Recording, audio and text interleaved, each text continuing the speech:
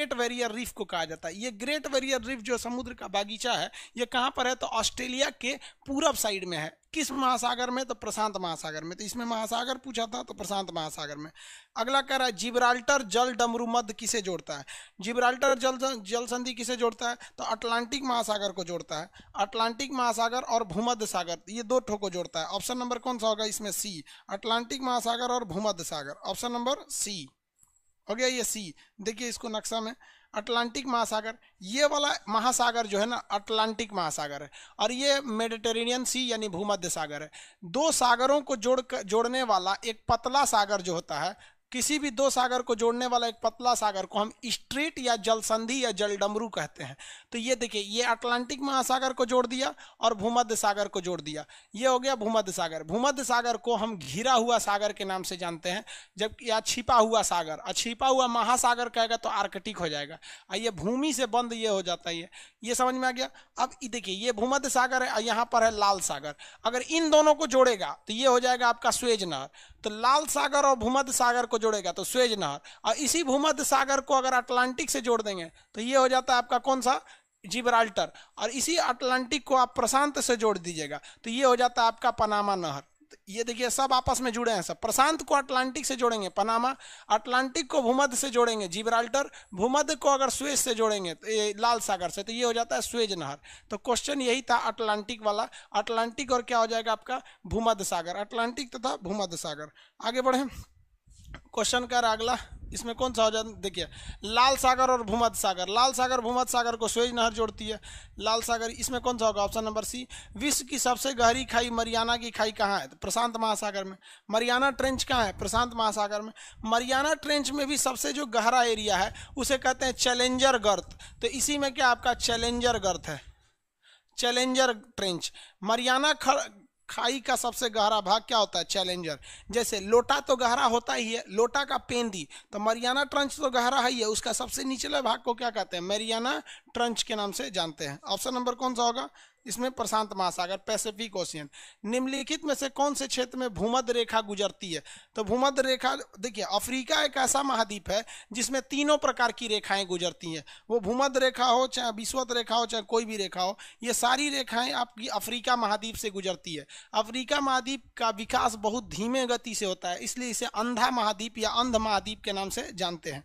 यहाँ देखिए ये बीचों बीच से गुजरने वाली रेखा विषुवत रेखा, ये एशिया महाद्वीप से नहीं गुजरी, बस एशिया महाद्वीप के एक देश से निकली है, इंडोनेशिया से, जबकि इस महाद्वीप के बीचों बीच से निकल जाती है। यहाँ देखेंगे तो ये वाला है आपका कर्क रेखा और नीचे वाला है मकर रेखा।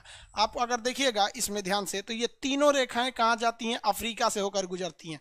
बाकी ऐसा कोई कॉन्टिनेंट नहीं है जहाँ से ये तीनों एक साथ गुजरती हूँ। साथ ही अगर आप दुनिया को ऊपर से नीचे काटेंगे ना, इस शेप में काटेंगे ऊपर से नीचे, ये तो हम मिटा देते हैं। पृथ्वी को अगर आप दो भाग में बांटते हैं तो दो तरीका हो सकता है आपके पास बांटने का। एक आप खड़ा काट सकते हैं ऐसे, और या तो आप ऐसे काट सकते हैं। समझ में आ गया कि नहीं आ गया? तो गोला का आधा दो तरह से, ऐसे या ऐसे, किसी भी तरह से गोला का आधा करिएगा, कुछ ऐसे पार्ट होंगे जो नहीं मिलेंगे। लेकिन अफ्रीका एक ऐसा महाद्वीप है जो कैसे भी काटिएगा आपको कहीं ना कहीं भाग उसका आ ही जाएगा। तो ये चारों गोलार्ध में आता है। देखिए अगर हम इस तरह से दुनिया को काटेंगे तो दुनिया का सारा चीज इधर रह गया, वो जिस पार्ट में जाएगा उसमें ये वाला एरिया नहीं जाएगा। अगर ऐसे काटेंगे तो ऑस्ट्रेलिया नीचे ही रह गया, बहुत सी चीज नीचे रह गए। लेकिन कैसे भी काटिएगा तो अफ्रीका रह जाएगा। इसलिए अफ्रीका बड़ा विविधता वाला देश है। तो इसमें कौन सा ऑप्शन सही होना चाहिए? देखिए तो कह रहा है निम्नलिखित में से किससे भूमध्य रेखा गुजरती है? अरब से। भूमध्य रेखा भारत से गुजरेगी नहीं, चीन से भी नहीं गुजरती। कहाँ से गुजरती है? अफ्रीका से। पाक जल डमरू मध्य कहाँ है? श्रीलंका और भारत के बीच। श्रीलंका और भारत के बीच पाक जल डमरू मध्य है। विश्व में सर्वाधिक व्यस्त समुद्री मार्ग कौन सा है? तो ये है आपका उत्तरी अटलांटिक महासागर। ये ऑप्शन नंबर कौन सा हो जाएगा? ए, अटलांटिक वाला ए, ये सबसे व्यस्त है। आप नक्शा में अगर देखेंगे, व्यस्त मतलब होता है बिजी। सबसे ज्यादा समुद्री जहाज, नाव, ये सब चीजें किस पर चलती हैं? तो दो तीन चीजें पूछता है आपका, बंदरगाह भी पूछता है, अब नदी भी पूछता है, समुद्री मार्ग भी पूछता है, नहर भी पूछेगा।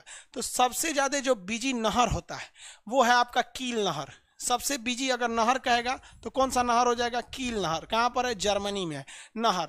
अगर कह देगा नदी कौन सी है तो जर्मनी में ही है राइन नदी, सबसे ज्यादा नाव किस नदी पर चलती है, राइन नदी पे। और कह देगा समुंदर सबसे ज्यादा बीजी कौन है तो नॉर्थ अटलांटिक, या केवल अटलांटिक भी बोल सकते हैं, नहीं तो अगर एक्यूरेट बोलना है तो नॉर्थ अटलांटिक कहेंगे। कौन सा, नॉर्थ अटलांटिक के नाम से जानते हैं। अभी नॉर्थ अटलांटिक के ऊपर एक बहुत सी भीषण तूफान चल रहा था। अब इतना खतरनाक वो तूफान था, इस रास्ते में चल रहा था, जो जहाजें यहाँ से यहाँ में 6 घंटा लगाती थी वो 4 घंटे लगा दे रही थी, क्योंकि इधर ही तूफान चल रहा था, जहाज को ढकेल के ले जा रही थी सर। और जो उधर से इधर आ रहे थे उन ससुरों को 8 घंटा लग जा रहा था। समझ में आया कि नहीं आ गया, किसी को कोई दिक्कत। तो सबसे व्यस्त नहर कील नहर, नदी राइन नदी, और समुद्री मार्ग तो उत्तरी अटलांटिक, समुद्री मार्ग कहेगा तो उत्तरी अटलांटिक। किसी को कोई दिक्कत नहीं है। अगला क्वेश्चन, पनामा नहर किसे जोड़ता है, प्रशांत महासागर और अंध महासागर यानी अटलांटिक महासागर। ऑप्शन नंबर कौन सा होगा, ए। प्रीवियस क्वेश्चन में ही बता दिए थे, यही तो है आपका पनामा नहर। ये प्रशांत महासागर है, ये अटलांटिक महासागर है। कभी कभी दे देता है प्रशांत महासागर, अटलांटिक ना दे के ये वाला हिस्सा दे देता है, तो ये है आपका कैरेबियन सागर। तो भाई कैरेबियन सागर भी किस सागर का हिस्सा है, अटलांटिक का ही हिस्सा है कैरेबियन सागर। अटलांटिक का हिस्सा कौन सा है, कैरेबियन सागर। आगे बढ़े। विश्व का सबसे बड़ा द्वीप कौन सा है, ग्रीनलैंड द्वीप। विश्व का सबसे बड़ा द्वीप ग्रीनलैंड द्वीप। ग्रीनलैंड सबसे बड़ा द्वीप है। देखिए दुनिया में सबसे बड़ा द्वीप कौन सा है, ग्रीनलैंड। ग्रीनलैंड के बारे में बड़ा रोचक चीजें हैं। यहाँ पर एक देश है, आप देखिए नक्शा में, ये छोटा सा देश है, इसका नाम है डेनमार्क। ये डेनमार्क ने इस ग्रीनलैंड पर कब्जा कर रखा है। सोचिए गजब हाल है, टेम्पू होकर ट्रक को कब्जा कर रखा है। ये दुनिया का सबसे बड़ा आइलैंड है। ये इसका नाम क्या है, सबसे बड़े आइलैंड का नाम है ग्रीनलैंड। ये ग्रीनलैंड, ग्रीनलैंड पर किसका अधिकार है, ये डेनमार्क का है। अब यूपीएससी का एक क्वेश्चन आया था, उसने कहा था कि ऐसा कौन सा देश है जो भौगोलिक रूप से यानी ज्योग्राफिकली उत्तरी अमेरिका में है लेकिन पॉलिटिकली वो यूरोप में है। तो पॉलिटिकली का मतलब होता है वो किस, कहाँ से उसकी राजनीति, एडमिनिस्ट्रेटिव कहाँ से होता है। तो डेनमार्क का इस पर कब्जा है, तो पॉलिटिकली इस पर यूरोप का अधिकार है, लेकिन ज्योग्राफिकली देखिएगा तो ये उत्तरी अमेरिका का है। तो कौन सा हो जाता है आपका, ग्रीनलैंड। ग्रीनलैंड पर भूगोल के हिसाब से वो उत्तरी अमेरिका, बट राजनीतिक रूप से वो यूरोप का हिस्सा होता है। समझ में आया कि नहीं आ गया, किसी को कोई दिक्कत।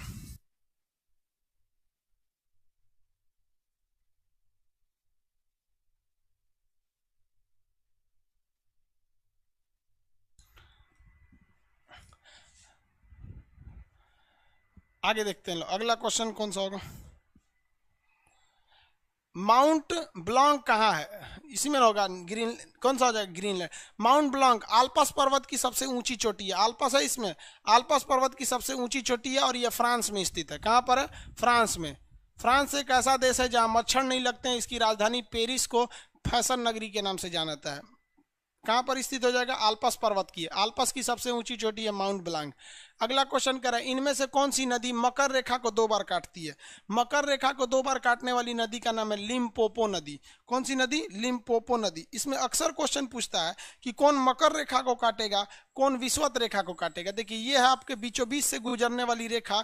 इस बीचों बीच से गुजरने वाली रेखा को हम लोग कौन सी रेखा कहते हैं, विषुवत रेखा के नाम से जानते हैं। समझ में आया कि नहीं आ गया, विषुवत रेखा। इसके ऊपर जो रेखा जा रही है इसे हम लोग कहते हैं कर्क रेखा, यह है ट्रॉपिक ऑफ कैंसर। और जो नीचे रेखा जा रही है, इस नीचे वाली रेखा को हम लोग कहते हैं मकर रेखा। ये नीचे वाली रेखा कौन सी हो गई, मकर रेखा हो गई है। अब इसको काटने वाली नदी देखिए कैसे, मकर रेखा 2 बार कैसे काटती है नदी। अगर एक बार रास्ता बदल ली ना, तो देखिए एक बार यहाँ काट दी, एक बार यहाँ काट दी। वैसे ही गुजरात में एक नदी काटती है, यहाँ काटती है। तो मकर रेखा को कहेगा, कर्क रेखा को काटने वाली नदी कहेगा तो माही नदी। कहाँ पर है, गुजरात में। कहेगा कि विषुवत रेखा को कौन सा 2 बार में काटती है, तो इसका नदी है कांगो नदी। इसी को कहते हैं कांगो या जायरे नदी। कांगो कहिए या जायरे नदी कहिए, ये है यहाँ पर, ये 2 बार काटती है। और कह देगा अगर कि मकर रेखा को, तो लिम्पोपो नदी, लिम्पोपो नदी ये 2 बार काटती है। इसमें से याद रखिएगा, कभी कभी ये क्वेश्चन पूछ देता है। 2 बार काटने का मतलब, अगर ये कोई नदी अगर इस तरह से डायरेक्शन बदल ले, तो एक बार यहाँ पे काट देगी, एक बार यहाँ जाके काट देगी। ऑप्शन नंबर कौन सा इसमें, लिम्पोपो नदी।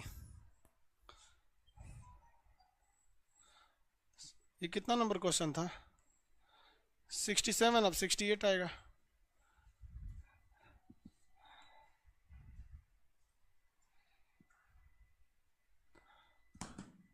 देखिए कह रहा है इनमें से कौन सा पहाड़ी है जो पूरब और पश्चिमी घाट को आपस में जोड़ता है।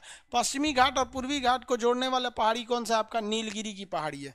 नीलगिरी की पहाड़ी भारत में पश्चिमी घाट और पूर्वी घाट को जोड़ने वाली पहाड़ी का नाम है नीलगिरी की पहाड़ी। ये भारत में देखेंगे यहाँ दो पहाड़ है, इस पहाड़ का नाम है पश्चिमी घाट और इधर वाला पहाड़ का नाम है पूर्वी घाट। ये दोनों पहाड़ जहाँ आकर मिलते हैं, आपस में जुड़ते हैं, इस पहाड़ को हम लोग कहते हैं नीलगिरी की पहाड़ी।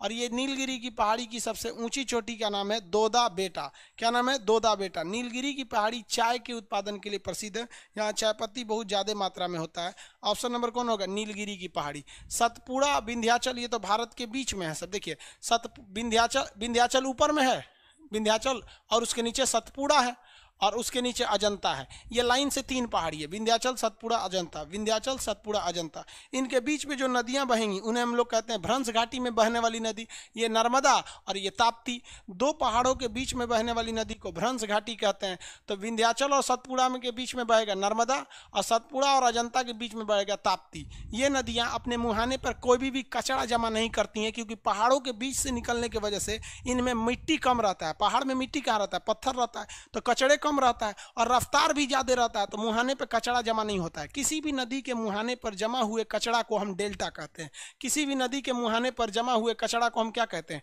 डेल्टा कहते हैं। तो ये नदियां कभी भी डेल्टा का निर्माण नहीं करती हैं, क्योंकि इनमें तो एक कचरा भी नहीं रहता है, और रहेगा भी तो इतना स्पीड से आती है कि उखाड़ के फेंक देंगी। तो नर्मदा और ताप्ती कभी भी डेल्टा नहीं बनाती हैं। ये भ्रंश घाटी यानी रिफ्ट वैली में बहती है, दो पहाड़ों के बीच में ये बहती हैं। अगला, सतलज और काली नदी के बीच जल स्थित हिमालय का वह भाग किस नाम से जाना जाता है? सतलज और काली के बीच में कौन सा हिमालय है? तो कुमायूं हिमालय है। कौन सा हिमालय? कुमायूं हिमालय। ये याद कैसे रखेंगे भाई? कुमायूं हिमालय। तो हिमालय पर्वत है ना, बहुत लंबी श्रृंखला है। हिमालय पर्वत बहुत ही लंबी पहाड़ों की एक श्रृंखला है। जो ये पहाड़ बहुत बड़ा पहाड़ है, तो इस पहाड़ों को कैसे बताया जाएगा, इसको डिवाइड कैसे किया जाता है कि पढ़ने में आसानी हो? तो इस पहाड़ी श्रृंखला को पढ़ने में आसानी हो इसलिए कई भागों में नदियों के हिसाब से बांट दिया गया। जहाँ जहाँ से जो नदी निकल रही थी, नदियों के आधार पर बांट दिया गया। सबसे पहले सिंधु नदी और सतलज नदी, सिंधु सतलज, और यहाँ पर काली नदी, इधर तीस्ता नदी और इधर दिहांग नदी। पूरे हिमालय को इसी तरह से बांट दिया गया। ये जो नदी है इसका नाम है सिंधु नदी। सिंधु के बाद यहाँ पर है सतलज नदी, सतलज के बाद काली नदी, काली के बाद तीस्ता नदी, तीस्ता, तीस्ता के बाद दिहांग नदी, दिहांग नदी। समझ आ गया? ये दिहांग नदी हो गया। पूरा भारत में जम्मू कश्मीर से लेकर कन्याकुमारी उधर तक हो गया, अरुणाचल प्रदेश। जो नदी सिंधु और सतलज के बीच में आता है इसे कहते हैं पंजाब हिमालय। सतलज और काली के बीच में आता है इसे कहते हैं कुमायूं हिमालय। और काली और तीस्ता के बीच में आता है नेपाल हिमालय। और नेपाल, तीस्ता और दिहांग के बीच में आता है इसे कहते हैं असम हिमालय। कौन सा हिमालय? असम हिमालय। तो ये कुछ पूछ रहा है कि सतलज और काली के बीच वाले हिमालय को क्या कहते हैं? कुमायूं हिमालय। कौन सा हिमालय हो जाएगा? कुमायूं। और सिंधु और सतलज के बीच में जो हिमालय आता है उसे क्या कहते हैं? पंजाब हिमालय। और यहाँ पर अगर आप इसे नक्शा के हिसाब से मिलाइएगा, वर्तमान भारत के नक्शा के हिसाब से, तो भी आप इजीली समझ सकते हैं, कोई ज़्यादा दिक्कत आपको नहीं आएगी।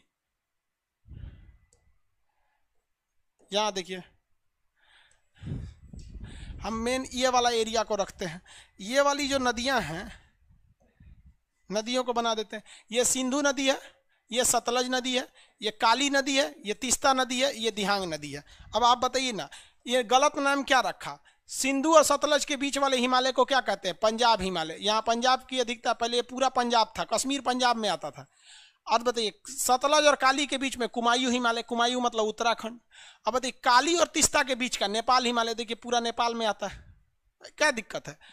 तीस्ता और दिहांग नदी के बीच में असम हिमालय, देखिए पूरा एरिया असम का आता था पहले जब नाम रखा गया था। तो इसी को तो हम इसमें भी दिखाए हैं, यही तो इसमें दिखाए हैं, बट इसमें केवल स्लाइड बना दिए हैं और इसमें नक्शा के साथ बना दिए हैं। समझ में आया कि नहीं आ गया? किसी को कोई दिक्कत नहीं है? सारा बता दिए यहाँ पर। कह रहा है सह्याद्री पर्वत कहाँ पर स्थित है? ये सह्याद्री पर्वत पश्चिमी घाट में स्थित है। पश्चिमी घाट का हिस्सा है सह्याद्री पर्वत, पश्चिमी घाट का हिस्सा है सह्याद्री पर्वत। इसको भी नक्शा से समझिए कहाँ से इसको समझ में आया। देखिए, भारत में बहुत सारे पर्वत हैं, सब एक पहाड़ से क्वेश्चन अक्सर आते हैं सब। अब जब क्लास में बताएंगे तो एकदम डिटेल से बताते रहते हैं यहाँ पे। अभी क्या है कि एग्जाम भी इतना पोस्टपोन कर दिया कि लड़कों के अंदर का भी जो उत्साह था वो भी खत्म होने लगा। यहाँ पे बिहार दरोगा का एग्जाम को या किसी भी चीज़ के एग्जाम को इस तरह से टाल दे रहा है ना कि लड़कों के अंदर का एक उत्साह खत्म हो जा रहा है। देखिए भारत में कई तरह के पहाड़ स्थित हैं। इस पहाड़ में मेनली नीचे का इस पहाड़ को देखिएगा तो ये पहाड़ यहाँ से यहाँ तक, ये पहाड़ यहाँ तक, ये पश्चिमी घाट पर्वत है। कौन सा है? पश्चिमी घाट पर्वत। इस पश्चिमी घाट पर्वत का जो ऊपरी भाग है, ये वाला भाग, ये ऊपरी भाग, इसे सह्याद्री पर्वत कहते हैं। कौन सा पर्वत? सह्याद्री। तो क्वेश्चन कर रहे हैं सह्याद्री पर्वत कहाँ है, तो पश्चिमी घाट के ऊपरी भाग को क्या कहते हैं? सह्याद्री पर्वत। इसी के नाम पर एक हमारा नौसेना का जहाज भी है, सह्याद्री। इसी अब जो ये तट है समुद्र के किनारे, इस समुद्र के किनारे के तट को कोंकण तट कहते हैं और इस समुद्र के किनारे के पहाड़ को हम सह्याद्री पर्वत कहते हैं। तो पर्वत हो गया सह्याद्री और तट हो गया कोंकण तट। तो कभी कभी इस कोंकण तट को सह्याद्री तट भी बोल देता है। समझ में आएगी नहीं? और कभी कभी सह्याद्री पर्वत को कोंकण पर्वत भी कह देता है। तो कोई कंफ्यूजन नहीं होइएगा। अब यहाँ पर दो सबसे बड़े बड़े शहर स्थित हैं, एक है बम्बई और एक है पूना। मुंबई और पूना पूरी तरह पहाड़वे पे हैं। और ट्रेन कैसे चलाइएगा, इसलिए ट्रेन चलाने में बड़ी मुसीबत आता था, इसलिए इसे कोंकण रेल कहा गया। कोंकण रेल सबसे ज़्यादा महंगी रेल है क्योंकि ये पहाड़ के ऊपर से चलती है, बड़ी पहाड़ काट काट के इसको बनाया गया है कोंकण रेलवे को।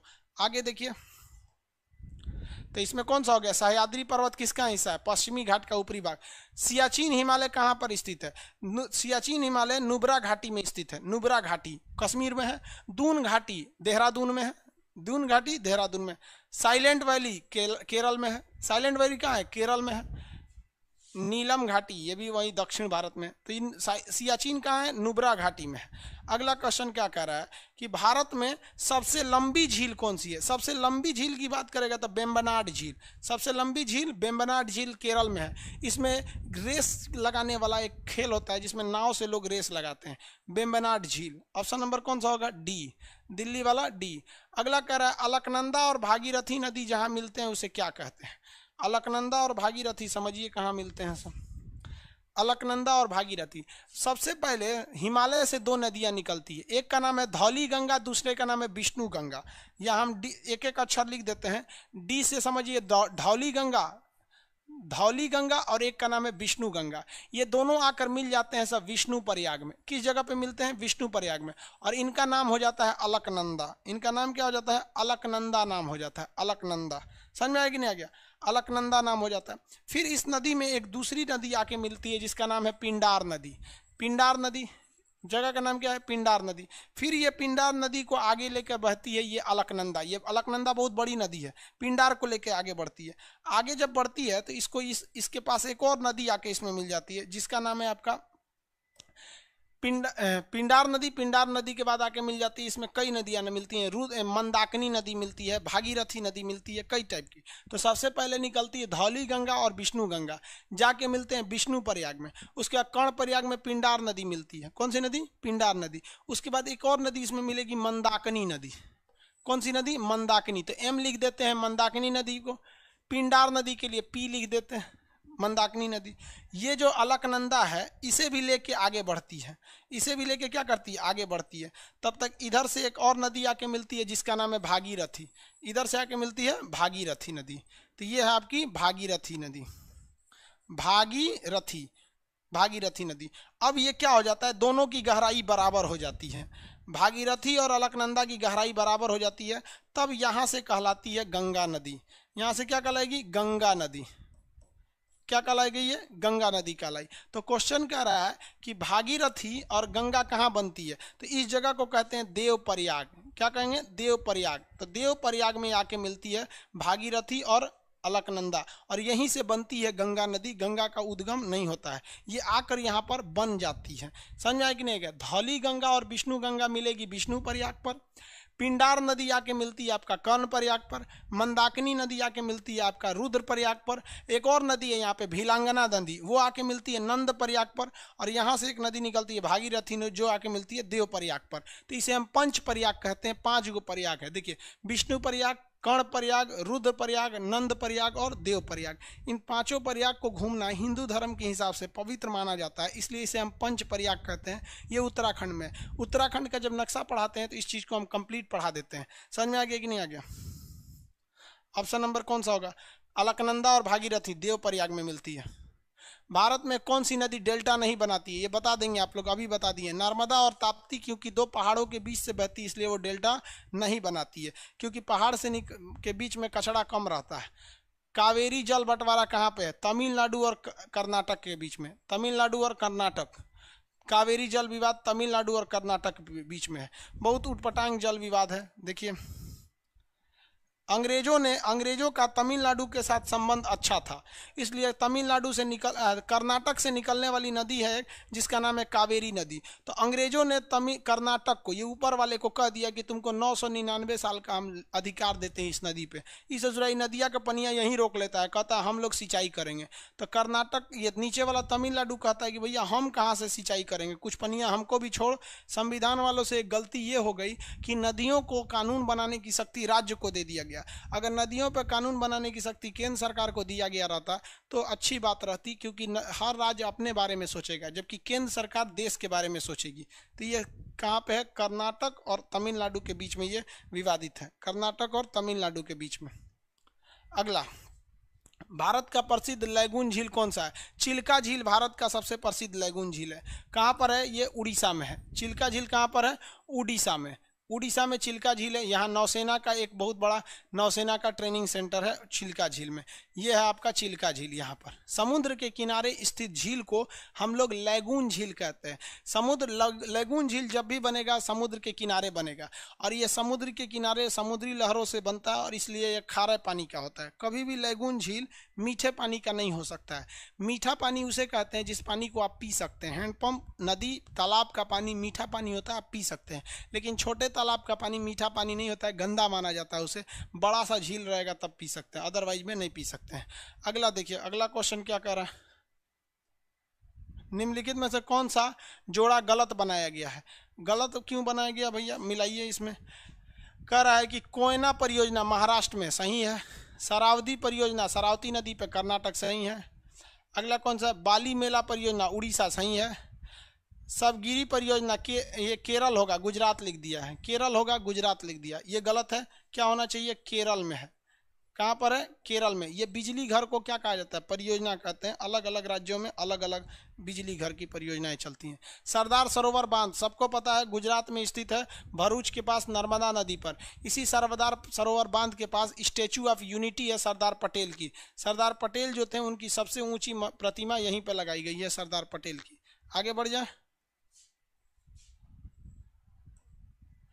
ये आगे क्यों नहीं खसक रहा है? अच्छा, इधर है।